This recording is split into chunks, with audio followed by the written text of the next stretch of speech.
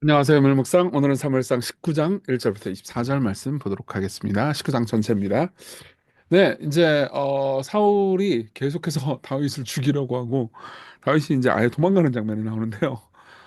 이 부분을 보면서 그러니까 우리가 어떻게 하나님의 손으로 보호받는지, 인생의 상황은 무엇인지 이런 것 좀 다시 한번 생각해 볼 수 있게 되는 것 같아요. 1절부터 볼게요. 사울이 그의 아들 요나단과 그 모든 신하에게 다윗을 죽이라 말하였더니 사울의 아들 요나단이 다윗을 심히 좋아하므로 그가 다윗에게 말하여 이르되 내 아버지 사울이 너를 죽이기를 꾀하시느니라. 그러므로 이제 청하노니 아침에 조심하여 은밀한 곳에 숨어 있으라. 그러니까 사울이 이제 회의를 벌인 거예요. 그래서 신하들한테 다윗 저 자식 죽여야겠다 이렇게 생각을 하고 있는 거죠. 그렇죠? 근데 이제 그 상황에서 그 중에 있었던 요나단이 다윗에게 미리 일러줍니다. 조심해라. 내가 나가서 3절. 내가 나가서 네가 있는 들에서 내 아버지 곁에 서서 네 일을 내 아버지와 말하다가 무엇을 보면 내게 알려주리라 하고 요나단이 그의 아버지 사울에게 다윗을 칭찬하여 이르되 원하건대 왕은 신하 다윗에게 범죄하지 마옵소서. 그는 왕께 득죄하지 아니하였고 그가 왕께 행한 일은 심히 선함이니이다. 그렇죠. 다윗이 잘못한 게 아무것도 없죠.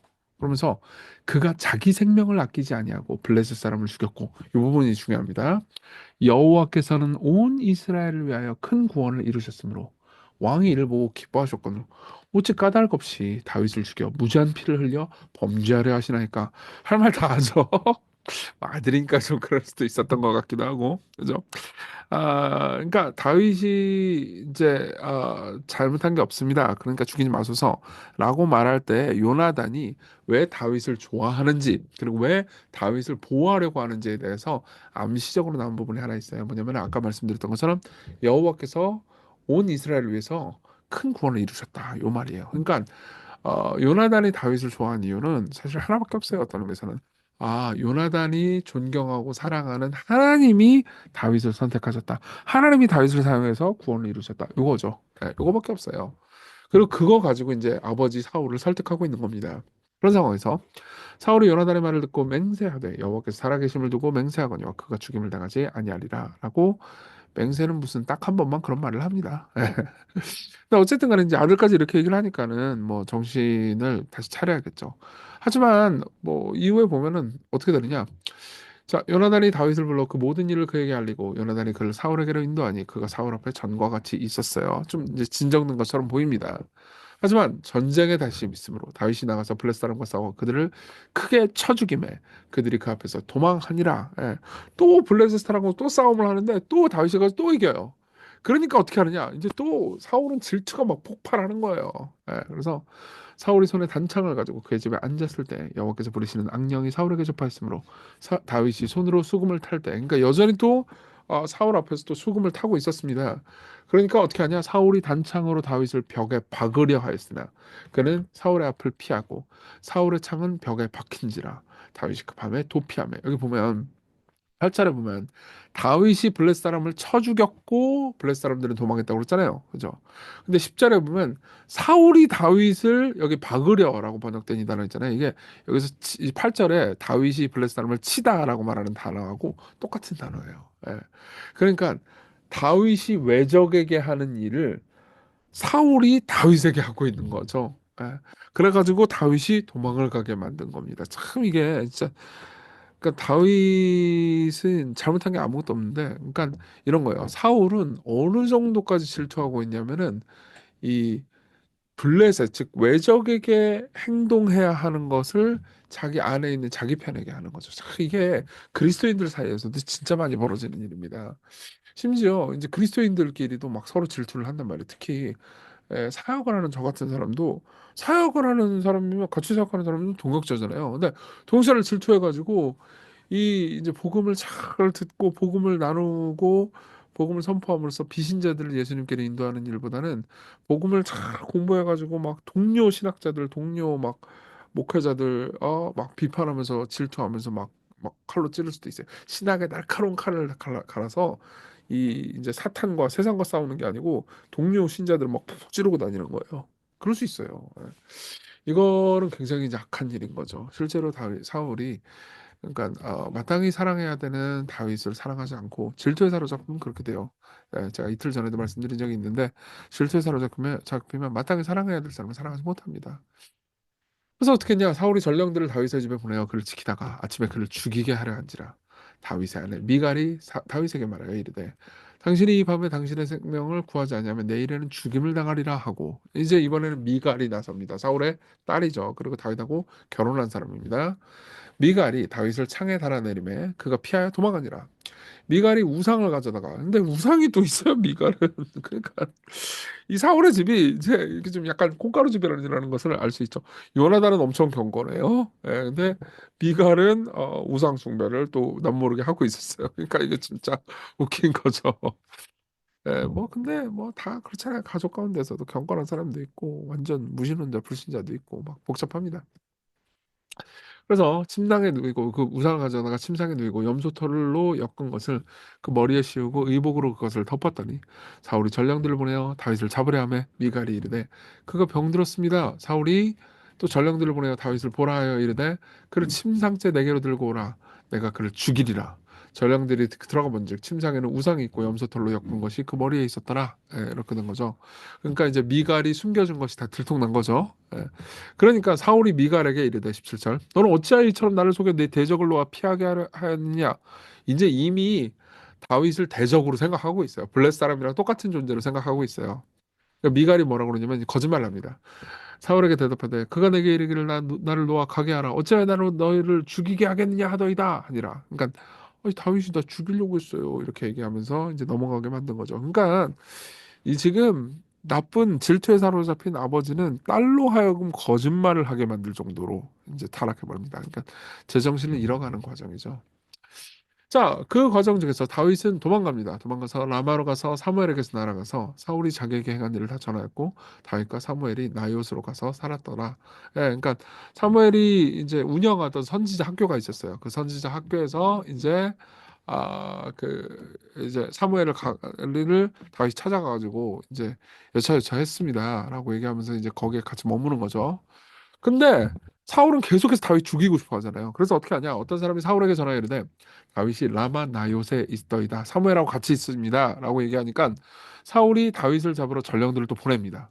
그들이 선지자 무리가 예언하는 것과 사무엘이 그들의 수령으로 선 것을 볼 때 하나님의 영이 사울의 전령들에게 임하며 그들도 예언을 한지라. 여기서 예언을 했다는 말은 그러니까 우리나라 말로 번역이 조금 그렇긴 한데 이제 황홀경에 빠져가지고 정신을 잃어버렸다 이거예요.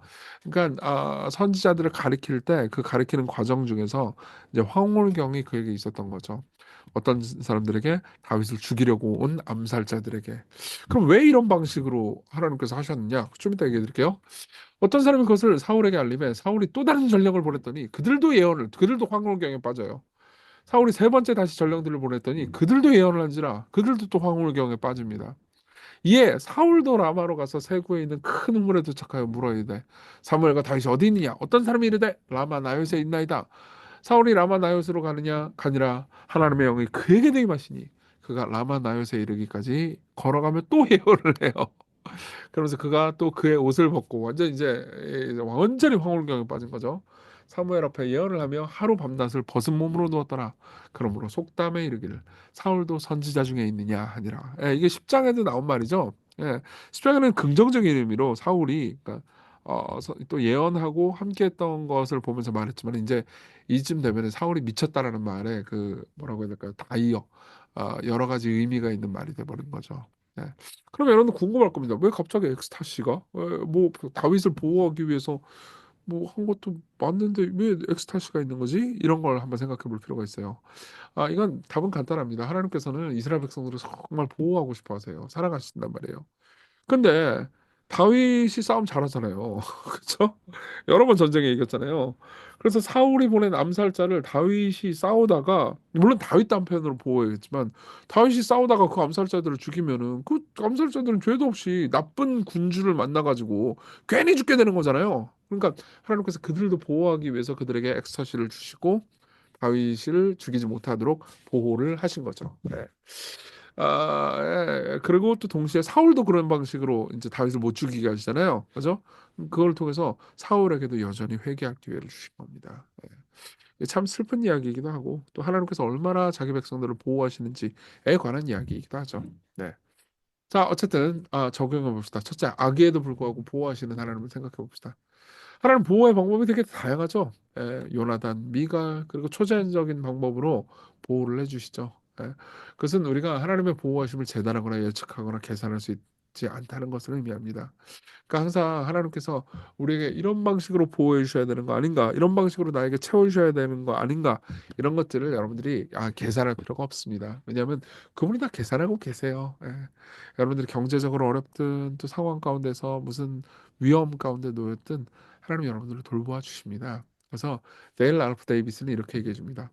때때로 하나님이 당신을 떠나지 않으셨다는 가장 분명한 증거는 시련을 성공적으로 통과했다는 사실이 아니고 그 시련의 한복판에서 당신이 여전히 두 발로 서 있다는 사실입니다. 힘들죠. 너무 힘들지만 여전히 살아 있잖아요. 여전히 존재하고 함께 하신다는 것을 생각해 보면서 염려하지 말고 미래를 하나님께 맡겨라. 이런 말씀을 드리는 거죠. 그리고 그 과정 중에서 사울은 이 모든 것을 보면서 자신이 대적하는 게 다윗이 아니고 하나님이심을 알아야 됩니다. 진짜 이 질투에 사로잡히니까 결국 하나님의 편을 죽이려고 하면서 하나님을 맞서고 있죠. 실제로 이것은 시편 2편의 주제가 이루어지고 있는 겁니다. 시편 2편에 보면 어찌하여 열방이 분노하면서 여호와의 기름 부으심 받은 자를 대적하는 거라고 질문을 합니다. 당연히 이 상황에서 여호와의 기름 부으심 받는 자는 다윗 본인이죠. 그렇죠?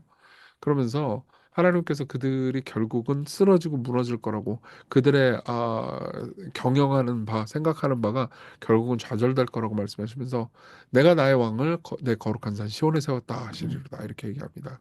하나님께서 택하신 하나님의 백성들은 계속해서 보호받고 돌봄받는다는 것을 믿으십시오. 두 번째로 제일 중요한 분이 하나님인 것을 기억하는 겁니다. 그럼 생각해보세요. 사람들의 악의, 음모, 사람들이 나를 해치려고 하는 마음 때문에 어떤 결과가 일어난 거라고 사람들을 두려워할 필요가 없죠. 사울을 한번 생각해보세요. 사울은 자기가 절대 자기를 배신하지 않을 거라고 생각했던 가족에 의해서 배신당해서 오히려 다윗이 보호받고 사울은 뜻이 좌절됩니다. 맞죠? 예. 참 이걸 생각해 보면, 그러니까 네 편 내 편 이렇게 생각하는 게 참 웃기는 거예요. 사울 입장에서 미가는 내 편이에요, 남의 편이에요. 내 편이죠. 근데도 불구하고 내 편에 의해서 배신당하잖아요. 그렇죠? 그리고 삶에서 보면은 저 녀석이 남의 편이다, 나를 해칠 거라고 생각하는데 그 사람 때문에 오히려 나한테 좋은 일이 생기는 일도 늘 있습니다. 그러니까 여러분 삶에서요, 뭐 직장에서든 여러분들의 친구든 이 사람은 내 편, 이 사람은 네 편 이렇게 생각하고 막 그러지 마세요. 지금 내 편이라고 생각하는 사람도 언젠가는 배신할 수도 있습니다. 나도 배신자가 될지도 모르죠. 그러니까 오직 주님 편이 되면은 최고 좋습니다. 하나님만 신뢰하고 하나님만 경외하십시오. 사람들은 사랑하는 거지 사람들이 신뢰할 대상이 아니에요. 예. 물론 신뢰를 줄 수 있죠. 어느 정도까지는. 근데 의존하고 구원자로는 여기지 마십시오. 예. 예수님도 네 편 내 편 이런 게 없었죠. 생각하면 유다 남의 편이죠. 원수죠. 그렇지만 유다의 배신 때문에 예수께서 십자가 못 박혀 죽으셨고 그 때문에 부활하셨고 그 때문에 우리의 주가 되셨잖아요. 그렇죠. 그렇다고 해가지고 유다가 잘못하지 않았다는 것을 의미하는 건 아닙니다. 잘못한 건 다 벌을 받을 거예요. 하지만 하나님께서는요 사람들의 잘못까지 사용해서도 그분의 뜻을 이루십니다. 그분의 뜻이 좌절되는 일은 없습니다. 그 제일 중요한 분은 하나님이에요. 우리가 하나님 편에 속하면 다 되는 겁니다. 우리 같이 기도해요. 어제 했던 기도하고 똑같은 기도 제목 다시 드리겠습니다. 어떤 유혹 가운데서도 하나님께서 우리를 보호하신다는 것을 믿게 하시고 또 하나님과 동행하는 사람들이 궁극적으로 복되다는 것을 믿게 하셔서 우리 같이 기도하겠습니다.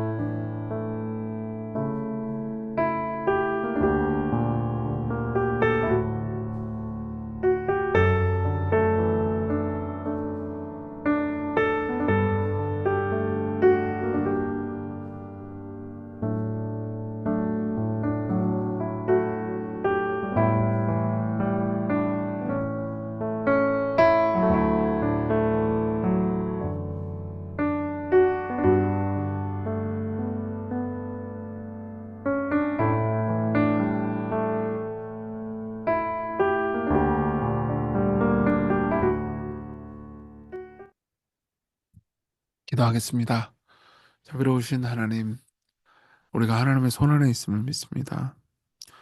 우리의 눈앞에서 어떤 위험이 있더라도 하나님께서 택하신 사람들은 하나님의 손 안에서, 보호 안에서 안전하다는 것을 믿고, 오늘 네 편 내 편 가르고 계산하고 작전 짜고 그런 삶보다는 신실하게 하나님 따라서 선을 행하고 의지하는 삶을 살게 해주세요. 예수님 이름으로 기도했습니다. 아멘. 네, 하나님의 은혜 안에서 오늘 기쁜 하루 되세요.